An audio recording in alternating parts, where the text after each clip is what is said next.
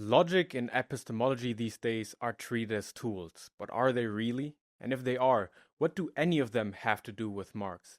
Did Marx have any special kind of thinking through which he gained his insights? Did he apply particular principles which allowed him to view the world through a lens no one else has before? But even then, what are these two things called logic and epistemology? Let's start with an excursion into logic. 1. Logic. The thing of the logic and the logic of the thing. The thing of the logic is a science of its own. Its object is the forms of thought through which the mind grasps its objects. In contrast, there's the logic of the thing, the inner connections, within it, through which the thinking grasps the notion of the object. If one comprehends the object, that is, to grasp its identity, the result is the notion. This notion has an internal order, the course of which consists of its successive necessities. It is an order of its content. To submit to the determinations of the thing and to follow the course of the thing and thought is the work of comprehension, leaving aside its difficulty. If one now concerns oneself with the scientific explanation of the thing, one must organize it according to its inner connections. If the object is the commodity and one explains its properties without first establishing the prerequisite for the explanation, namely the commodity itself, one is left with a disjointed mass of statements. Another example, when explaining the state, the general determination of the state must be placed at the beginning. What the state is in its essence, so the reason for what follows in succession. Thus, anyone who speaks of the state while merely scratching the surface of its appearance may make a few correct statements about the state, but is still far from having understood what it is called that is the state. Such a person has yet not grasped its notion. The person has not comprehended the state. That there is no such thing as someone else's logic, and that it's not a mental possession that you can change at will, is something that Marx knew. In his critique of Hegel's philosophy of right, he shares this standpoint and says, "Not the logic of the thing, but the thing of the logic is the philosophical moment. The logic does not serve as a proof of the state. In fact, the state serves as the proof of the logic." Nowadays, people generally understand logic to mean something like the study of argumentation or the study of correct reasoning. From this observation and the definition given above, it follows that the use of a word does not necessarily convey the same meaning. I hope everyone knows this so far. But it also follows that different words or terms can have the same meaning. Whether I say blunt or joint, both express the same content, whereas with logic, some understand it as the study of forms of thought and others as the study of argumentation. This just serves to illustrate that it is indeed important to engage with the content of arguments, and this will be important later on when we engage with Marx, and not simply project your own interpretation of a word onto the content and then distort what was actually said. So basically distorting what the stated content actually offers. 2. Epistemology or theory of knowledge. An unscientific standard that is applied to science. The theory of knowledge, or epistemology, deals primarily with the possibility of knowledge. In other words, it examines the extent to which the subject, this means the thinking consciousness, and thus that which you recognize as yourself and I recognize as myself, is capable of cognizing the object or reality itself. Now, unlike in logic, the problem does not lie in the risk of confusion regarding the definition of the word, but rather in the fact that the prerequisite for cognition is not an object to be investigated, and that what one pitifully attempts to highlight as an object, the faculty of cognition, carries the same content as cognition itself. It is not an object of science, for the investigation of the faculty of cognition is supposed to explain cognition. But to investigate here means little more than to cognize the faculty of cognition. And as you may have noticed, this quickly reveals itself as a circular argument that distracts from the same determination of the thing in terms of content. Or, to put it another way, to examine a cognitive tool, to use the misleading yet popular tool metaphor, paradoxically, we need precisely the tool, that is, cognition itself, that we wish to examine. Examining a cognitive faculty is thus the same as cognizing it. It is principally expressing cognize the truth of cognition in and of itself. Or as Hegel once put it is learning to swim before entering the water. This attempt gives the impression that a mediating third thing stands between subject and object. Cognition is a means to cognition, basically. In truth, subject and object unite in thought. One passes into the other, but in doing so does not become an undifferentiated mess. Suffice it to say that knowledge of the tree and the tree as it stands in reality are two different things. The impression of the tree, however, has actually passed into your consciousness. You have cognized it. Now, the tool metaphor is flawed insofar that cognition is not a thing that is inserted between subject and object.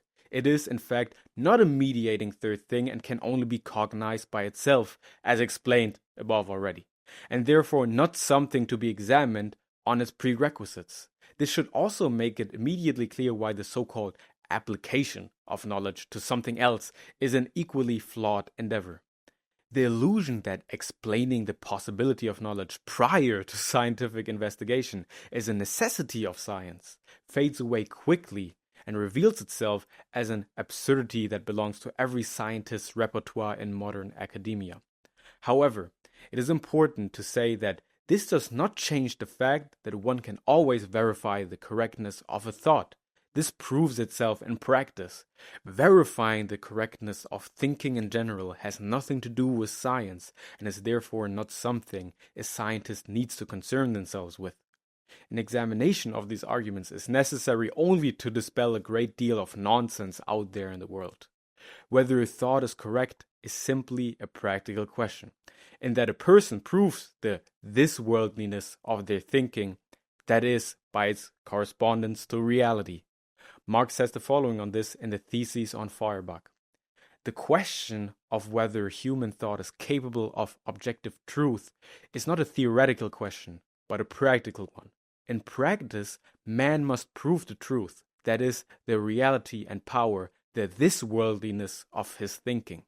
The dispute over the reality or unreality of thinking, when isolated from practice, is a purely scholastic question. It follows from what has been said so far. Those who doubt as to whether the cognition is possible commit the error in their endeavor to investigate cognition through cognition of refuting their own doubts with the investigation and subjecting the results of this very investigation to the same fate as their doubts. It makes no difference whether someone rejects it on principle or subjects everything to doubt on principle. It amounts to the same error, for the act is the same. It should also be noted that there are certainly interesting things to know about cognition, but after these remarks, one should be aware that the idea of deriving all knowledge that exists from a person's epistemological foundation, which is supposed to establish a possibility and a particularly superior mode of cognizing objects, is indeed a crazy and otherworldly endeavor. 3. Marx and his doing, or Logic of the Thing, Cognize, and Marx. Based on the discussion so far, it is clear that there's nothing here that can be applied in scientific practice. Because, scientific knowledge is independent of the theories of knowledge that lie outside of science and also outside of the differing views on the matter of logic. Following the preceding remarks, nothing applicable remains of epistemology, nor of logic as a tool of science. The logic of a thing differs from thing to thing. The logic of one thing is not the logic of another.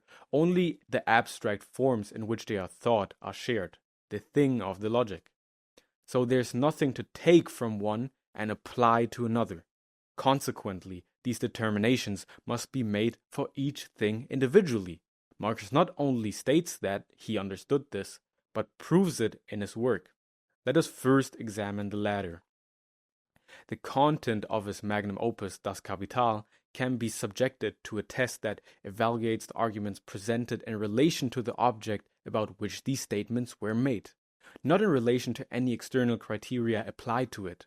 When comparing the written down thoughts to the object and then validating their correctness, the thought proves their objectivity. But now, let's rewind a bit. If one now engages with capital as an object, the starting point of the connections is the prerequisite for the emergence of capital. The production process logically precedes all other spheres, whereas in reality the spheres of production and circulation constantly fall together. Marx says on this, "The commodity, as the elementary form of bourgeois wealth, was our starting point, the prerequisite for the emergence of capital. On the other hand, commodities now appear as the product of capital." And this might sound familiar because the form of presentation of Das Kapital follows this logical structure. The fact that the commodity is what is produced in the process of capital production is not something one can choose. So if one wants to understand the thing, one must submit to the determinations of that thing. I must think along its determinations. My will cannot bring about a change in what it is. I can only want to change it and realize that will, but this then distinguishes it in substance from precisely what I sought to grasp. Consequently, if something about a thing bothers you, it is important to understand what confronts you as a disturbance in some way. Without that, you don't really know what you're changing at all, or whether I'm even changing the part of the thing that bothers me. Or to put it another way, and I'm not really an expert in construction, but if I want to tear down an entire house, I should take a look at the foundation and the load-bearing walls. I should grasp it. Now, for those who advocate a science grounded in an epistemological a priori principle, meaning a principle preceding science, I have a quote from Marx regarding his view of scientific explanation. "Science simply consists of developing how the law of value prevails. If one wants to explain all of the seemingly contradictory phenomena to the law, one must deliver the science before the science. It is precisely Ricardo's mistake that he, in his first chapter on the value, delivers all possible categories that first have to be developed and assumes them as given to prove their adequateness with the law of value. Moving on to the next point, to infer from the form of presentation on capital that research took place in exactly the same way is a mistake that fails to cognize the difference between presentation and research. The development that begins with the first prerequisite takes precisely the opposite path of research or cognition. It is precisely the path to the complete notion that is neither smooth nor necessarily corresponds to an order conceived in advance by a person. Marx also correctly remarked on a similar error. The notional work, however, does not consist, as Hegel maintains, in cognizing the determinations of the logical notion everywhere, but in grasping the peculiar logic of the particular object. It is precisely that mistake committed by epistemologists who, when they seek to derive all knowledge of the world from their principle, start from arbitrary epistemological definitions. It doesn't matter whether you call it a lens, tool, or something else. It fundamentally remains an error that is irreconcilable with the fact of cognition. 4. Marx the Idol, a critique of the idolization. It is a troubling practice among Marxists to focus on being a good lapdog to the dead Marx, whether it's remaining faithful to his philosophy and deriving everything important from it, or showing absolute obedience to his political spirit and continuing the struggle. Don't be a revisionist pig. His principles are my guiding principles. No, I quoted him most accurately. All of this takes center stage, even though in the end, nothing matters but the correctness of an argument by examining the content. And ironically, that makes one Marx's most loyal lapdog. But let's leave that aside for now. The culture of discussion is dominated by this obsession with certain words that sound particularly good or already have an established underlying meaning, whether that is good or bad. Socialism, dictatorship of the proletariat, revisionist, Bonapartist, communism, dialectical, materialist, idealist, and so on and so forth. But it is not the word itself that has any relevance, but rather the content it conveys, the notional work that word does. And if it does not clearly capture anything, that is, if it is not something where almost all listeners think of the same thing, then a follow-up explanation is necessary. But the explanation is not there to justify a word that then deserves a positive label, a word that evokes particular admiration in listeners who associate it with something good. In fact, it is the word itself that serves the explanation. Its purpose is to serve the content, not the other way around.